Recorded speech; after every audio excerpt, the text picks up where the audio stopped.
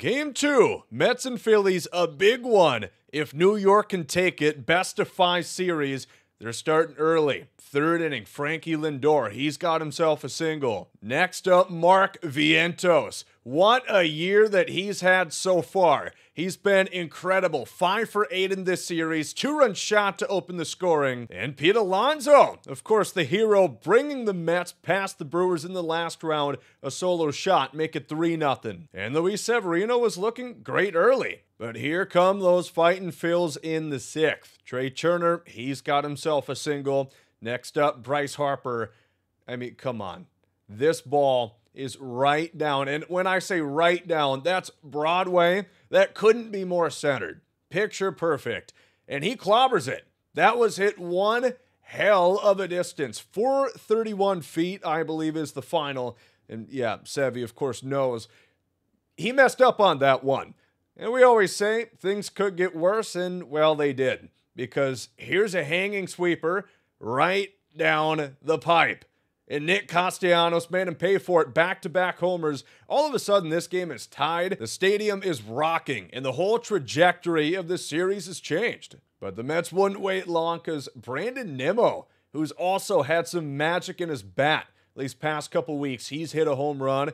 4-3 Mets. The Phils would fight in the 7th. Jose Butto, he plunks JT. That's a ball hit to Lindor. Perfectly placed. I mean, unless you're Albert Pujols, that's an infield single every single time. Mets get a call to the pen, and they're bringing in the big guns early. Edwin Diaz to face Kyle Schwarber. This at-bat would go the distance. Full count, and he gets him. According to the umpire, a bit of controversy here.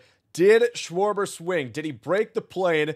The Philly fans seem to disagree, but he struck out, and the Mets take the 4-3 lead, heading out of the 8th inning. A little intentional walk. Edwin wanted no part of Bryce there. And here's Nick Castellanos taking one the other way.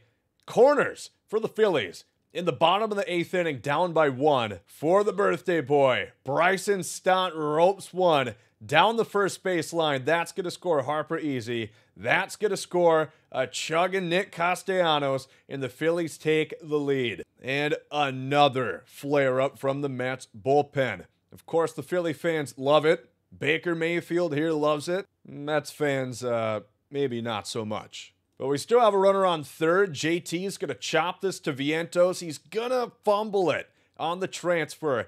Now, you look at a replay. Bryson Stott, excellent base runner, moves very well.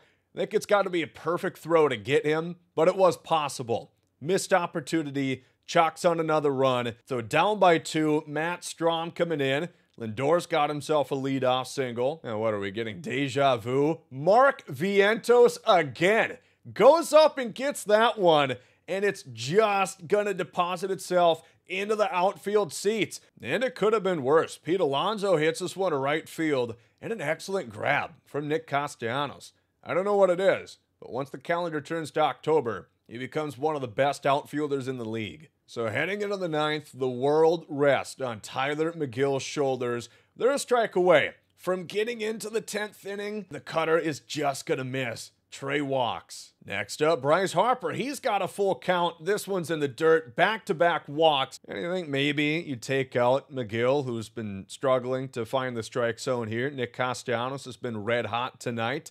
First pitch, great. Cutter, swings and misses. Next one, a sinker inside. Love it. Here you look for the wipeout slider. Nick does not chase. And here's the killer. They try and get fancy. Inside-out slider. That's the ball game. Nick Castellanos once again delivers for the fighting Phils, and they take this one.